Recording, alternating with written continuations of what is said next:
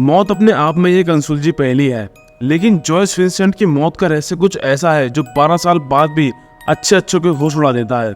18 साल की जॉयस की लाश उनके फ्लैट से मिली थी।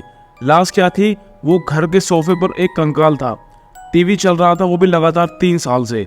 आस पड़ोस के लोगों को भनक भी नहीं थी कि उनके बगल के घर में 3 साल से कोई लड़की मरी पड़ी है। जनवरी के सर्द मौसम में 2006 को जब जॉयस के घर का दरवाजा तोड़ा गया तो सभी लोग चौंक गए।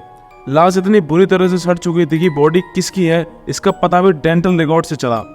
जॉयस की मौत कैसे हुई, इसको लेकर कई तर्क सामने आए। आखिर में यह मान लिया गया कि जॉयस की मौत अस्थमा अटैक के कारण हुई होगी, जबकि कुछ रिपोर्ट्स का मानना है कि जॉयस घरेलू हिंसा का शिकार हुई थी। जनवरी 2006 में लाश मिलने और पोस्टमार्टम के बाद अंदाजा लगा कि जॉयस की मौत दिसंबर 2003 में ही हो गई थी, यानी 3 साल तक उसकी लाश सोफे पर पड़ी रही।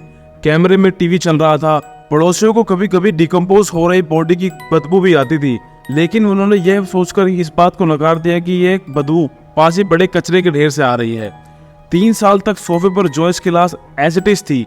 मकान मालिक ने भी कभी जॉयस का कुछ पता नहीं लिया। इसका एक कारण यह था कि घर का आधा किराया हाउसिंग बेनिफिट्स कवरिंग से सीधे उनके अकाउंट में पहुंच जाता था। बिजली का बिल भी कुछ इस तरह ही कट रहा था।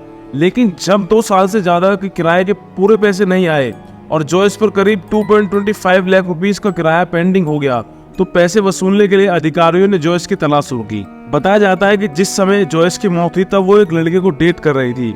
पुलिस ने प्रेमी की तलाश की, लेकिन वह नहीं मिला। जॉयस की बहन ने भी एक प्राइवेट जासूस को हायर किया, लेकिन वहां से भी कुछ पता नहीं चला।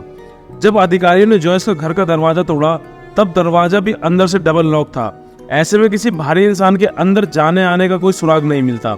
तो यह मौत एक रहस्य बनकर रह गई जो अब तक अनसुलझी है।